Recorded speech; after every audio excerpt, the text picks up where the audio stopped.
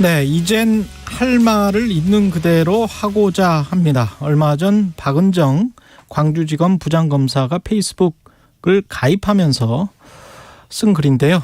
박은정 부장검사 현재 윤석열 당시 검찰총장이었습니다. 불법 감찰했다라고 해서 검찰 재수사를 받고 있는데요. 박은정 전 성남지청장 그리고 현재 광주지검 부장검사 스튜디오에 나오셨습니다. 안녕하세요. 안녕하세요. 예. 박은정 검사입니다. 예. 얼굴은 굉장히 밝으시네요. 아, 네. 불러주셔서 감사합니다. 예. 할 말을 있는 그대로 하고자 페이스북을 개설했다. SNS에 지금 검사는 사직서를 낸 상황이시죠? 네, 제가 올 예. 6월에 사직서 제출했었습니다. 아직 수리는 안 된 네, 상황이고. 재수사가 결정이 되어서 예. 수리는 안 된 상태입니다. 검찰이 재수사를 하겠다는 거는 뭔가요? 윤석열 전 검찰총장에 대해서 제가 감찰을 하고 징계 청구를 했었는데요. 그랬죠. 그 당시 이제 보수 시민단체가 저를 그 감찰 절차 관련해가지고 그 고발한 사건이 있어요. 예. 그래서 작년 6월에 서울중앙지검에서 혐의 없음이 명백하다는 이유로 불기소 처분을 했었는데 1년 동안 서울고검에서 사건을 좀 지연시키다가 예. 최근에 정부 바뀌고 전격적으로 재수사하라고 결정을 내려서 현재 제가 수사를 받고 있습니다. 그때 당시에 제 기억에 감찰을 통해서 정직 몇 개월이 법무부에서 나왔었죠? 그 윤 전 총장에 대해서는 서울행정법원이 작년 예. 10월에 그 면직 이상의 중대 비위가 인정이 된다는 이유로 징계 처분이 정당하다고 판결을 했고요. 판결이 나왔었죠? 네, 그리고 그 감찰 절차의 위법성도 전혀 윤 전 총장 측에서 주장했던 내용들도 모두 인정이 되지 않았고 소송 비용도 윤 전 총장 측에서 부담하라고 판결을 했었어요. 예. 네네. 그런데 그것에 불응해서 다시 지금 2심이 진행되고 있는 건가요? 지금 항소심 재판을 항소심이? 하고 네. 있는데 그 지금 재수사 결정이 어쩌면 항소심 재판에 영향을 주기 위한 보복 수사가 아니겠는가 하는 그런 뭐 지적들도 많이 있는 것으로 알고 있습니다. 그런 상황이군요. 그러니까 당시를 한번 다시 되돌려 보면 검찰 측 주장은 법무부 검찰 담당관실에서 감찰 담당관. 법무부 네. 감찰 담당관실에서 어떤 정보를 관련해서 통화 내역을 제공했다. 한동훈 법무부 장관과 윤석열 당시 검찰총장 부부의 통화 내역을 제공을 했는데 이게 공무상 비밀 누설이다. 그리고 윤석열 검찰총장 징계 자료로 활용한 부분이 개인정보보호법 위반이다. 뭐 이렇게 지금 주장을 했던 거잖아요. 네, 고발인 측에서 아마 그렇게 주장하고 계시는 것 같은데요. 그렇죠.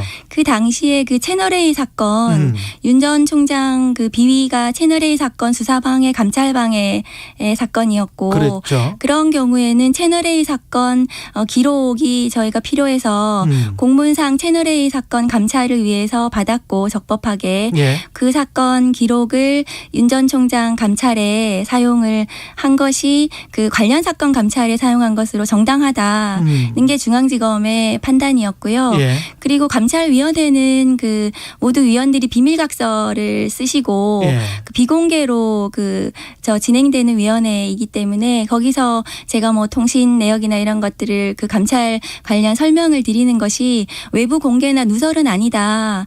이런 내용으로 판단을 이미 1차적으로 받았습니다. 했고. 법원도 그랬습니까? 네, 법원은 그 부분에 대해서는 윤 전 총장 측에서 아마 재판에 제가 들어가지 않아서 그 주장이 되었는지는 모르겠지만 전체적으로 감찰 절차는 대부분 적법했고 정당했다 이렇게 판단이 됐었습니다. 그런데 이것이 이제 좀 그 재수사를 좀 그 전격적으로 결정한 것이 예. 저로서는 이 의사결정이 지금 현재 그 친윤 검사들이 의사결정을 하게 되는 이 검찰 조직 내에서 수사를 하게 되는 것이 수사를 받는 저로서는 이것이 과연 공정한가 이런 의심은 있습니다. 그러니까 법원에서 이미 판단을 했고 그렇게 그 감찰에 아무 이상이 없다라고 1심에서 나왔는데 검찰이 다시 재수사를 결정한 이유는 그럼 뭡니까? 검찰은 뭐라고 그럽니까? 네, 그래서 예. 이것이 이제 항소심 재판이 진행 중에 있으니까 예. 윤 전 총장 징계 소송이 그래서 항소심 재판에 어쩌면 영향을 미치려는 이것이 감찰이 좀 뭔가 불법했다는 그런 어떤 뉘앙스 느낌을 주려고? 주기 위해서 그런 왜곡된 주장을 할 수도 있지 않을까.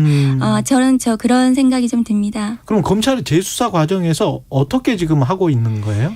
지금 재수사 과정에서 제 핸드폰 압수가 되고 압수수색하고 최근에는 사실은 비밀번호는 풀어주셨어요? 네, 저는 비밀번호를 저 담담히 풀어드렸고 예. 누구처럼 정당한 권리 운운하면서 비번 협조를 하지 않을 수도 있겠지만 제가 대한민국 검사로서 정당하게 임무를 했고 감찰도 너무나 적법했기 때문에 당당하게 비번을 풀어드려서 포렌식에 임했고요. 예. 그런데 이제 사실관계는 다투는 게 없습니다. 제가 감찰을 했고 기본적인 사실관계가 전혀 달라진 것이 없었는데 더 추가로 뭘 더 필요했는지 저 추석 직전에 저희 노부모님만 계시는 친정집도 압수수색을 해서 별로 가져가신 것도 없거든요. 아, 거기도 압수수색을 네, 했어요? 그렇습니다. 그리고 부모님 댁은 왜 압수수색을?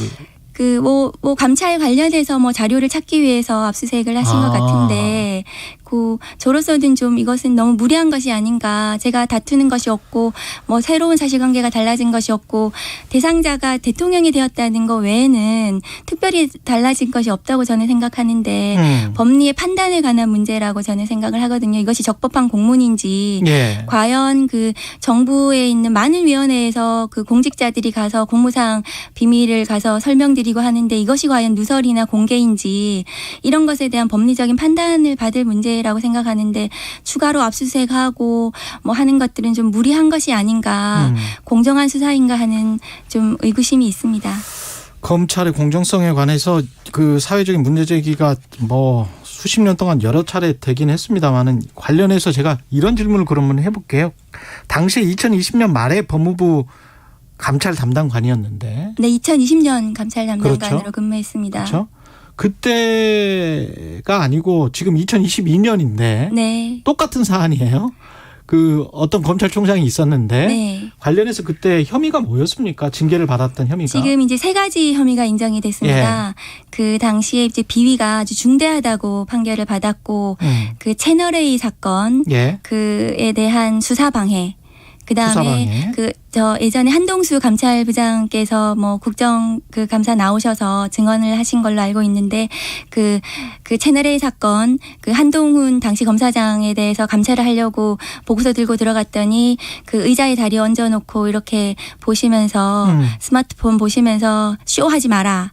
이렇게 얘기하면서 감찰 못하게 하셨다는 감찰 방해. 그다음에 당시 총장이 윤석열 검찰총장께서 그다음에 판사들의 개인정보법을 위반해서 정보를 수집해가지고 판사를 사찰한 혐의. 예. 이 3가지 혐의가 중대 비위로 인정이 되고 면직 이상의 중징계가 가능한 사안이다. 이렇게 법원에서 판결이 받았고 당시 비위는 매우 지금도 중대한 비위이고 검사라면 지금도 그런 비위가 만일에 감찰 담당관으로서 판단이 된다면 당연히 감찰해야 되는 그런 사안입니다. 그렇군요. 예, 그렇게 지금 생각을 하고 계시고. 네, 그렇습니다. 예, 지금 현재 검찰이나 법무부 장관은 그렇게 생각을 안 하는 것 같은데요. 지금 법무부 장관께서는 지난 인사청문회 나오셔가지고 이것이 찍어내기 감찰 징계. 당시에 윤석열 검찰총장을 법무부가 찍어내기 위한 감찰이었다는 사회적 평가가 내려졌다. 이렇게 그런 말 했죠. 답변하셨는데 그것은 매우 이 정당한 징계 감찰을 찍어내기라는 진보한 프레임으로 전환시키려는 그런 저는 시도고 정당한 판결을 부정하는 반법치적 행태라고 저는 생각합니다. 예. 그러면 지금 과정은 사직서를 못 받고 받아줄 수가 없다. 재수사가 들어갔기 때문에 검찰은. 네, 그런 상황이고. 상황입니다. 그래서 재수사를 떳떳이 다 받고 그다음에 사직서를 내고 검찰을 떠나서 이제 사회적으로 할 말은 해야 되겠다. 그런 생각이신 것 같은데. 네, 제가 이게 진실이 좀 묻히는 것이 안타깝고 계속 다른 어떤 찍어내기라든가 이런 의혹들이 난무하고 그래서 제가 직접 경험했던 사실들을 좀 진실하게 말씀드리고 싶어서 그 페이스북을 시작하게 됐고, 그리고 이 재수사가 제가 생각하기에는 너무 무리하고 납득되지 않는, 혹시 항소심 그 징계 판결에 영향을 미치기 위한 보복 수사가 아닌가. 수사로 보복하면 깡패라는 예전에 윤 전 총장 그 말씀도 있으셨잖아요. 그런 것이 아닌가 하는 의미에서 제가 그 말을 하기 시작하게 됐습니다. 이 사건에 관해서 이게 진실이다라는 주장은 지금 계속 말씀을 하시는 것 같고, 또 다른 어떤 검찰 내에 부조리랄지 이런 것들과 관련해서도 발언을 하실 그런 게 있습니까? 검찰 내에서는 저는 제 목소리 내왔다고 생각을 하고요. 예. 그것이 외부에서 제가 페이스북을 하고 공개하고 드러내지는 않았지만, 저는 검찰이 제대로 검찰권이 매우 막강하고 굉장히 수사권이라는 것이 한 개인의 삶에 너무나 큰 영향을 미치고 한국 사회를 또 좌지우지하는, 지금 보시면 그런 막강한 권한이기 때문에 견제되고 감독되어야 되고 그래야 된다는 소신이 있습니다. 그래서 내부에서 목소리를 내왔고 어쩌면 그것을 위해서 좀 노력을 했었는데요. 그래서 만일에 제가 자유로운 상황이 되면 저도 제 목소리 내고 검찰에 대해서 또 무엇이 개혁되어야 하는지 말하고 싶습니다. 그 관련해서 이제 언론이 박은정 검사님을 낙인 찍은 것 중에 하나가 친문재인 검사, 이런 단어들 보셨죠 혹시? 네, 친문 검사 이렇게 친문 검사. 들어봤습니다. 그 단어에 관해서는 어떻게 생각하세요? 친문 검사라면 윤석열 전 검찰총장께서 가장 친문 검사가 아니실까요? 문재인 정부에서 벼락 추세 하셨고 고검 검사 하시다가 갑자기 중앙지검장 되시고 고검장 건너뛰고 총장까지 하셨잖아요. 그래서 저는 친문 검사라면 그분이 가장 친문 검사다, 이렇게 말씀을 좀 드리고 싶습니다. 그리고 성남 FC 후원금 의혹과 관련해서 박은정 검사께서 이걸 사건을 좀 지연시켰다. 네. 이런 주장도 언론에 지금 나온 적이 있지 않습니까? 네, 그런 언론이 나서 제가 무혐의 종결 지시했다, 무마했다 이런 얘기들이 있어서 그 해당 기사를 제가 고소를 해놓은 상태입니다. 허위사실로 명예훼손으로. 그 사건은 경찰에서 3년 3개월 이상 무혐의 의견으로 불송치한 사건이고 한 4개월 동안 저희 검찰에서 20여 건 이상 그 수천 페이지를 꼼꼼히 검토했어요. 그 지청장은 소속 검사들이 수사할 때 사실관계 법리를 정확하게 검토하도록 지시해가지고 잘못된 수사가 되지 않도록 해야 됩니다. 그 제3자 뇌물은 굉장히 의율 적용이 쉽지 않습니다. 그래서 정확한 사실관계 검토, 법리 검토 이런 것들을 해야 되고, 당시 그 차장님하고도 충분히 협의를 해서 차장 의견을 잘 반영을 해서 의견서를 작성을 하고, 그 다음에 제 의견도 같이 병기를 해서 한번 수원지검에 올려보자, 이렇게 서로 협의가 돼서 그 한 와중에 갑자기 차장이 이프로스에 본인이 직접 노래를 부르는 것을 사직 인사로 올리고 사직을 하셨어요. 저는 지금도 왜 그러셨는지 잘 이해가 되지가 않습니다. 수사 무마를 했다, 수사 방해했다, 이거는 채널A 사건을 수사하지 못하도록 온갖 수단과 방법을 동원하신 그 윤 전 총장 사건이 가장 전형적인 사건이고, 그것이 법원에서도 인정이 됐겠죠.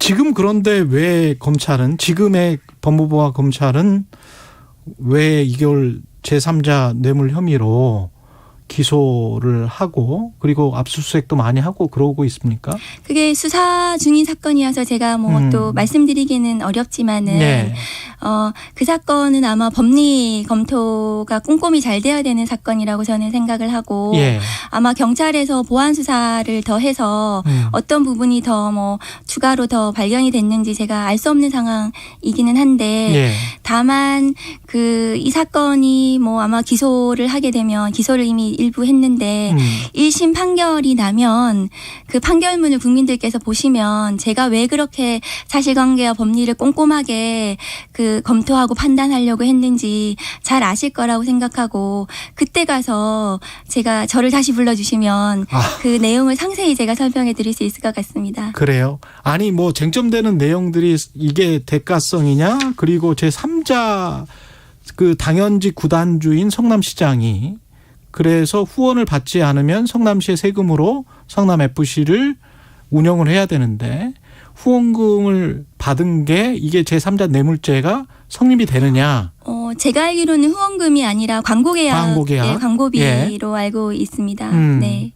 근데 그 조그마한 서류 하나가 나온 게 두산에서 나온 게 후원 등의 대가론가 후원 등을 하면서 뭐 이런 용도 변경을 해줄 수 있는 것처럼 협조해 줄 수 있는 것처럼 그런 식으로 이제 두산건설에서는 요청을 한 것 같은 그런 사문서는 하나 나왔었던 것 같더라고요. 네, 그거는 뭐 수상이라서 제가 말씀드리기는 어려운데 예.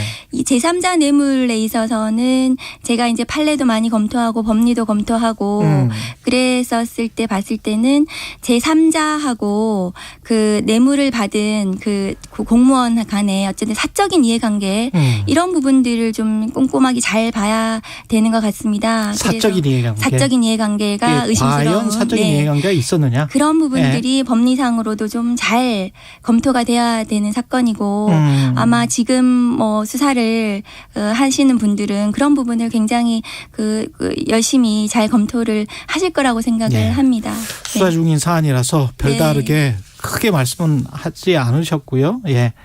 정치권에서 지금 감사원 문재인 전 대통령에 대한 서면 조사 통보로 시끄럽고 검찰도 전 정부 시절의 사건들을 이렇게 다 수사를 진행 중인 게 많잖아요. 네, 맞습니다. 정권이 바뀔 때마다 야당은 정치 보복이다 이렇게 반발을 하고 있는데 어떻게 보십니까? 이 상황들은?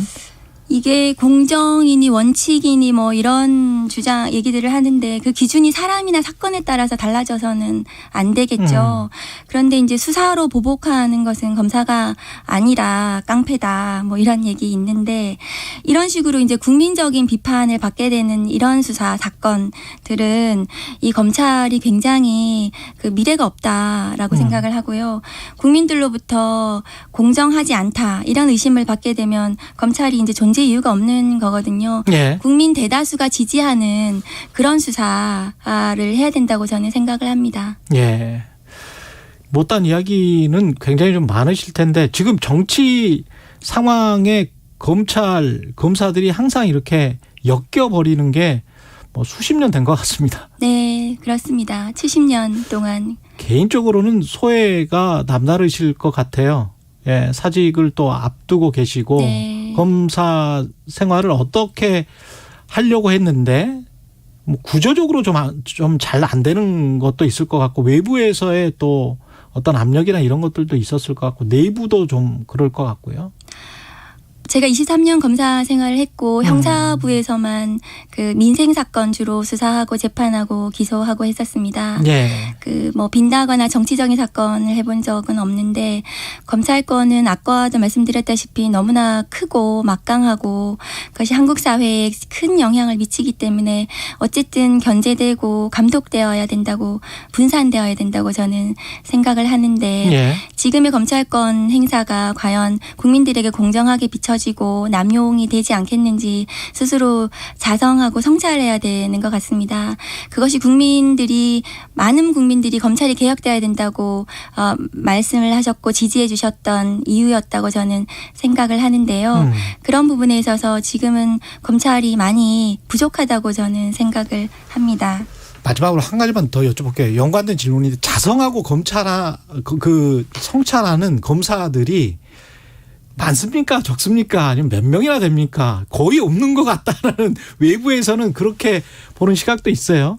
검찰 내부에서는 또 열심히 또 묵묵히 자기 자리에서 자기 목소리 내고 자기 할 일 열심히 하는 검사들이 있는데 이것은 검찰권이라는 그 권한 자체가 가진 그 본질적인 어떤 힘의 문제이지 검사 개인의 이제 문제는 아니라고 생각하고 그렇다면 이것은 제도 개혁으로 검찰권을 어떻게 우리가 바라볼 것인가에 대한 시스템으로 만들어져야 된다고 저는 생각을 하거든요. 좀 더 자유로워지시면 제도 개혁 또 그리고 각종 사건들에 대해서도 정말 그 깊이 있는 말씀을 들을 수 있을 것 같습니다. 다시 한번 모시겠습니다. 네. 다시 불러주십시오. 예, 고맙습니다. 박은정 광주지검 부장검사였습니다. 네, 감사합니다.